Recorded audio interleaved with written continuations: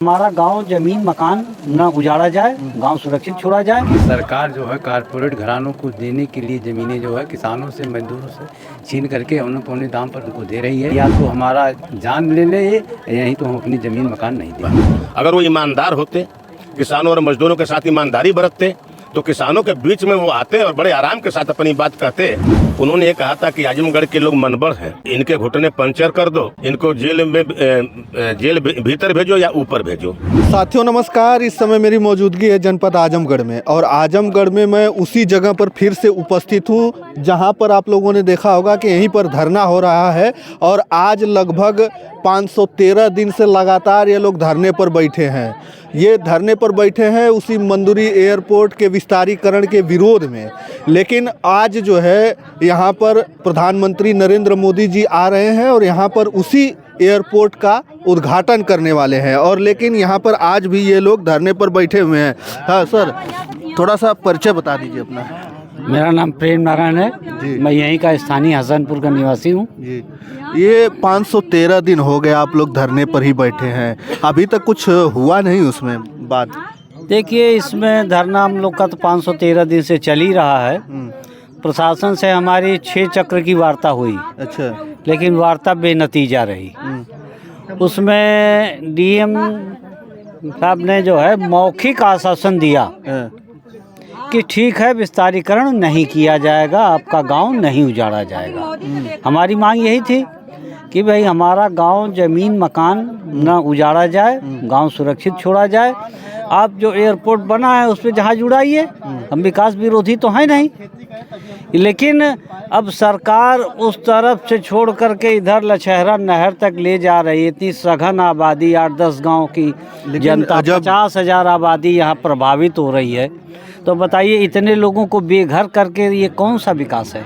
लेकिन डीएम साहब ने जब कह दिया कि अब जो है विस्तारीकरण के लिए अब जमीन अधिग्रहण नहीं होगी, तब फिर भी आप लोग लगातार यहाँ धरने पर बैठे हैं। देखिए, डीएम साहब के कहने का कोई औचित्य बनता नहीं है। मौखिक रूप से कहा गया, उसका क्या माने है? तमाम तो जुमलेबाजी आप देख रहे हैं इस सरकार की। 15 लाख खाते में आ गए क्या? तो हम कैसे मान लें कि कल को विस्तारीकरण नहीं होगा जब तक हमारे पास कोई लिखित सबूत न हो। आज उद्घाटन होने वाला है। उद्घाटन हो रहा है, घरेलू उड़ान अपना उड़ाएं, अच्छी बात है। चले, यहाँ के लोग दिल्ली बम्बई जहाँ जाना होगा जाएं, उसके लिए हम विकास विरोधी नहीं है। लेकिन हम इस बात के सख्त विरोधी हैं कि हमको उजाड़ करके पीढ़ी दर पीढ़ियों से जहाँ हम बसे हुए हैं, हमारा घर मकान ज़मीन को उजाड़ करके हमको तब ये विकास किया जाए, हम इसके सख्त विरोधी हैं। और भी कुछ लोग हैं जो लगातार यहाँ पर धरने पर बैठे हुए हैं। लगभग 513 दिन हो गए।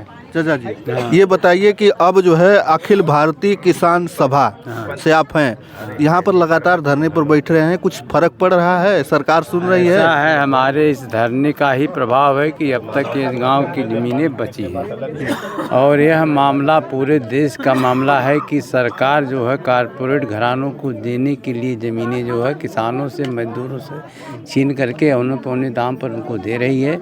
तो यह आंदोलन देश पैमाने पर चल रहा है। उसी क्रम में ये खिरिया बाग का आंदोलन जो चल रहा है, और यह लड़ाई तब तक चलेगी जब तक हम अपनी मांगों को पूरा नहीं करवा लेंगे। हमारे यह जो 10 गांव के लोग हैं, यह उनका यह कहना है कि या तो हमारा जान ले ले या नहीं तो हम अपनी ज़मीन मकान नहीं देंगे।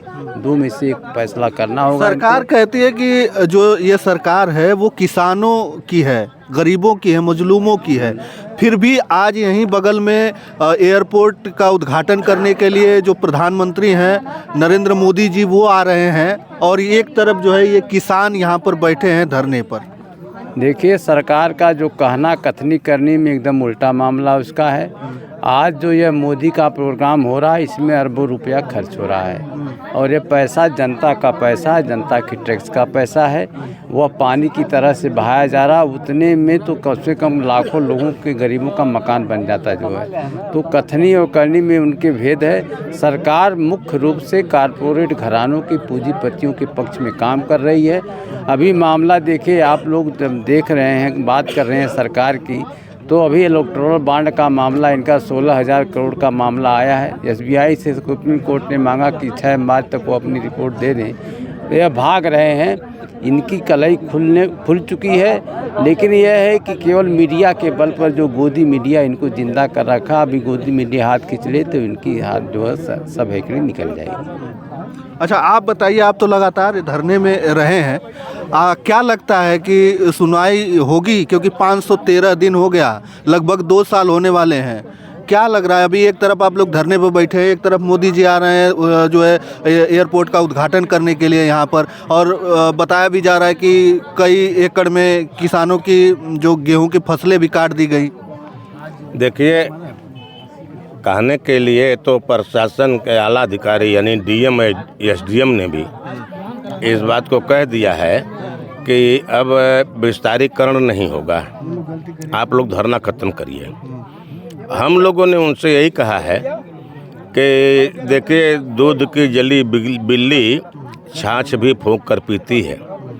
तो हम लोगों के एक लंबा अनुभव रहा है आंदोलनों का, और इस बात को हम लोग झेल चुके हैं कि प्रशासन या शासन या मंत्री या कोई भी कहता कुछ और करता कुछ है। उदाहरण के लिए मैं आपको ये बता दूं कि जो 13 महीने तक किसानों ने दिल्ली को घेरा था, प्रधानमंत्री ने वहाँ पर जाकर जब घुटना टेक दिया और कहा कि हम आपकी मांगों को मान रहे हैं, हम शायद हमारी तपस्या में कहीं चूक रह गई है कि किसान समझ नहीं पाए, और जो मांगों को लेकर के किसान दिल्ली में 13 महीना घेरे थे, जब उसको उन्होंने मान लिया तो आज तक लागू क्यों नहीं हुआ? उसको लागू कर देना चाहिए ना। तो अब हम समझ रहे हैं कि वो किसी भी तरह से यहाँ से हमको हटवा करके अपना वो पुराना ढर्रा अपना लेते। हमको विश्वास से नहीं है, ना जबानी पर, चाहे वो शासन के लोग हों चाहे प्रशासन के लोग, अगर जबानी हमको आश्वासन देते हैं तो हमको विश्वास नहीं है। हमको बाकायदा लिखित चाहिए, और वो लिखित ये हो कि आपका ये जो 8-9 गांव जा रहे हैं, ये विस्तारीकरण के चपेट में नहीं आएंगे, आप लोग धरना उठाइए, तब तो हम मान जाएंगे। लेकिन जबानी हम नहीं मान सकते। जबानी तो घेरा डाला गया, 513 दिन आज हो गया। आज मोदी जी आ रहे हैं, योगी जी कई बार आ चुके हैं, और उन्हीं का सांसद यहाँ पर है निरहुआ। मैं समझता हूँ कि इन लोगों को आखिर क्या भय लग रहा है इन किसानों से, क्यों डर रहे हैं लोग? जब वो कहते हैं कि हमारी सरकार किसान और मजदूरों की सरकार है, और उन्हीं किसान मजदूरों को उजाड़ रहे हैं, तो जाहिर सी बात है कि जब उजाड़ रहे हैं तो डर होगी उनके पास। अगर वो ईमानदार होते, किसानों और मजदूरों के साथ ईमानदारी बरतते, तो किसानों के बीच में वो आते और बड़े आराम के साथ अपनी बात कहते। हम क्या कोई हिंसक पशु तो है नहीं कि जो उनको खा जाते। सांसद अगर दिनेश लाल निरहुआ की हम बात करें तो वो सांसद हैं यहाँ के, और लगातार ये धरने के बारे में बोलते रहे हैं, तो क्या कभी आए यहाँ पर कि नहीं आए अभी तक 513 दिनों में? 513 दिन में दिनेश लाल निरहुआ जो अपने मुखार बिंदु से उन्होंने जो चौपाइयाँ उगिला है, वो तो उनको याद ही है। उन्होंने ये कहा था कि आजमगढ़ के लोग मनबड़ हैं, इनके घुटने पंचर कर दो, और इनके जगह हैं, इनके घुटने पंचर कर दो, इनको जेल भीतर भेजो या ऊपर भेजो। उन्होंने ऐसा नारा दिया था।